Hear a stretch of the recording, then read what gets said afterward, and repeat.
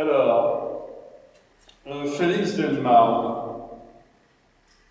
naissance à Pont-sur-Sambre, dans une famille de brasseurs. En 1889, il se forme à l'atelier des Beaux-Arts, notamment à Lille et à Bruxelles avec Pharaon de Winter.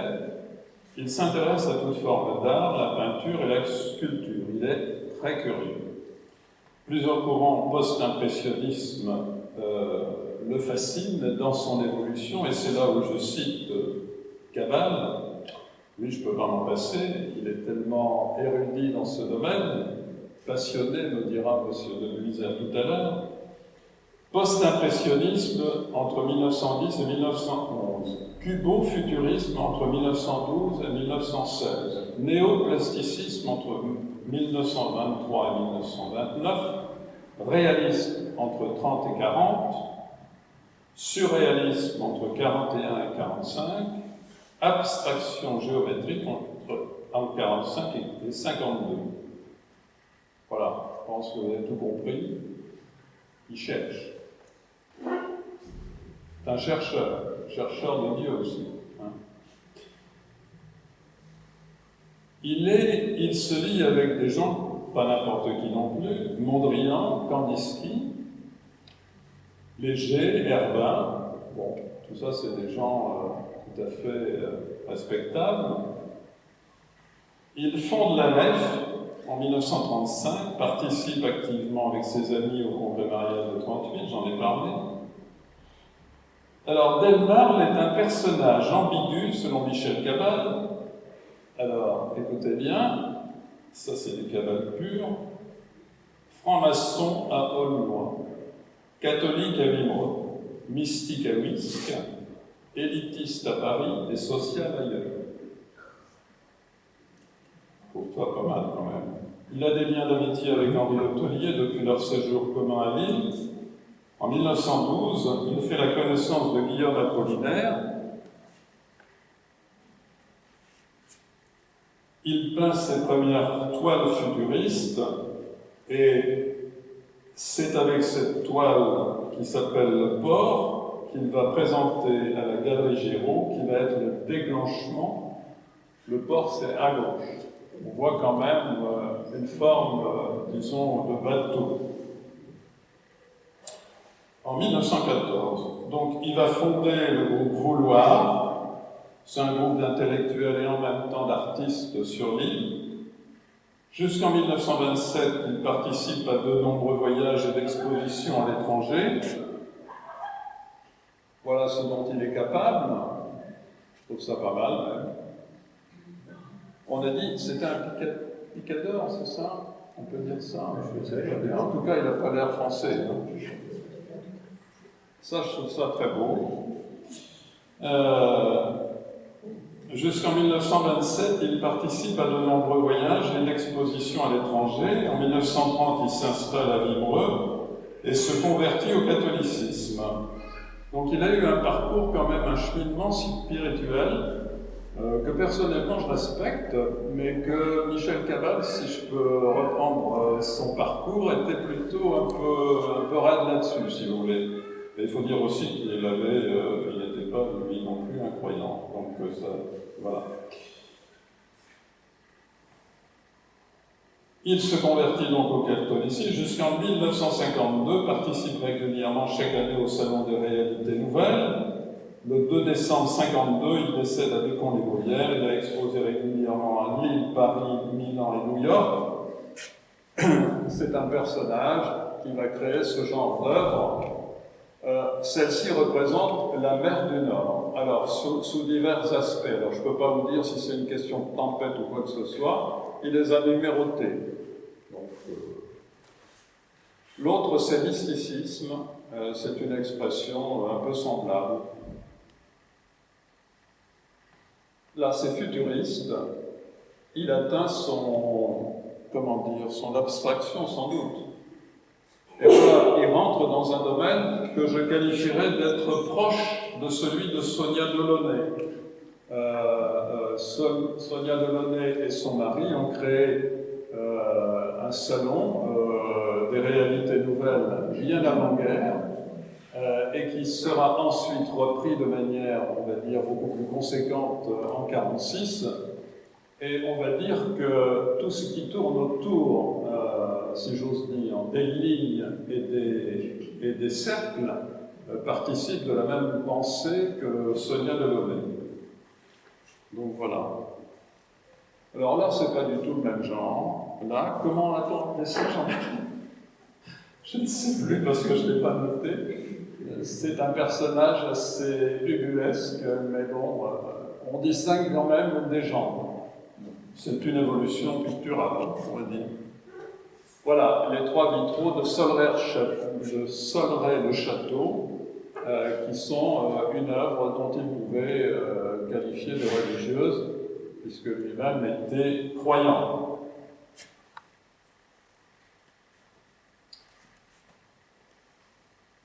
Voilà par exemple l'envers du programme du congrès marial de juillet 38, signé de Félix Delmarle. On distingue bien ce caractère un peu original, il n'y a pas du tout, on n'est pas dans la rondeur. Hein. Post-impressionnisme entre 1910 et 1911. Cubo-futurisme entre 1912 et 1916.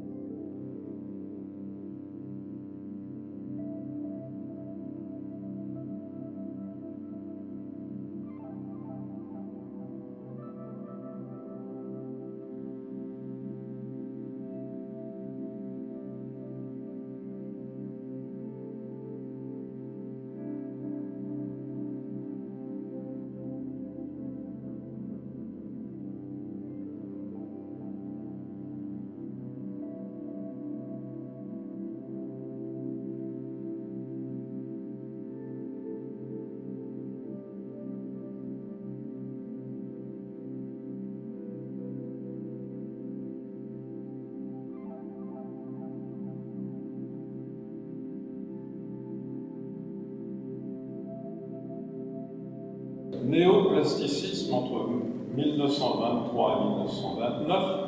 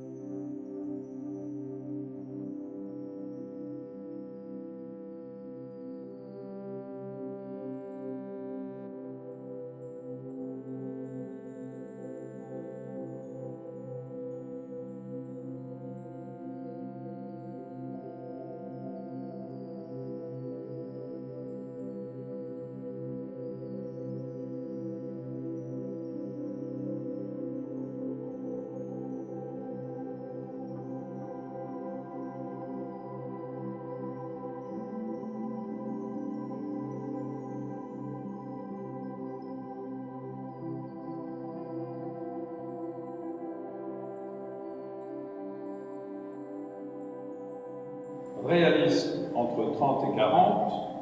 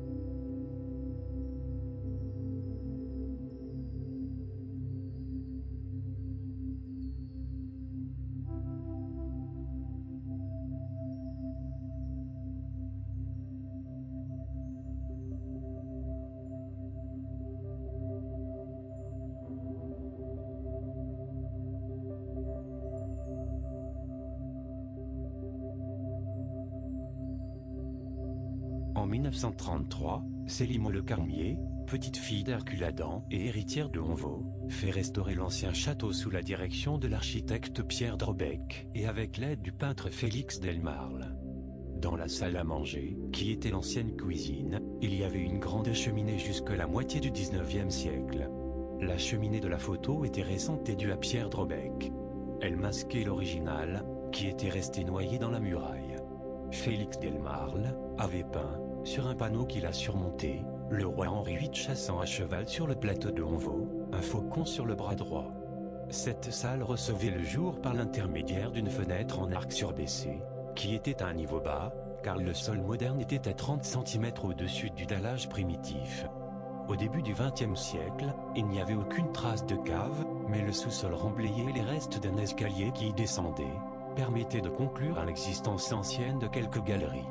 Il est à noter que dans plusieurs ouvrages est décrit un tunnel partant du château de Honvaux vers Wimereux, d'1 kilomètre de longueur et de 10 mètres de largeur. On accédait à la salle voûtée, par la droite. La voûte était en pierre en berceau plein cintre. Dans cette salle, il y avait une cheminée monumentale, composée de morceaux de différentes époques. On y trouvait de grandes fresques, inspirées de 2 légendes historiques. D'un côté, des peintures représentant la translation de Honvaux à Boulogne, de la fameuse statue miraculeuse de Notre-Dame, ramenée par le prêtre Antoine Gillot avec l'aide de l'ermite Vespasien de Fontaine, pendant que la Dame de Honvaux et Jehan de Froard sont représentés en prière. De l'autre côté, la Vierge Nautonnière. Sous le règne de Dagobert, en 633 ou 636, une statue d'une Vierge à l'enfant était apparue en rade de Boulogne, flottant dans une barque. En dessous de cette représentation, on y voyait les effigies des différents seigneurs de Honvaux en prière, et leurs armoiries, celles des familles de Froard, O'Mahony, Carmier, de Honvaux et de Roussel de Perne. La salle voûtée donnait sur le jardin.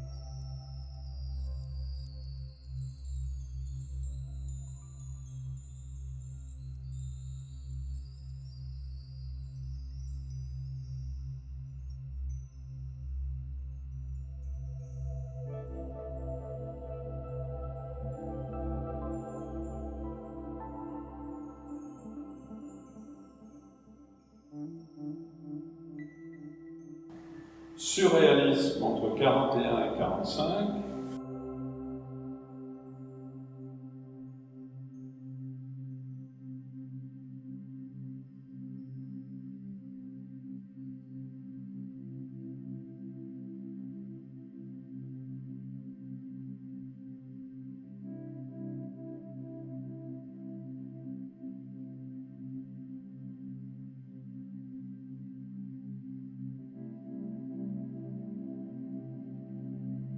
Abstraction géométrique entre 45 et 52.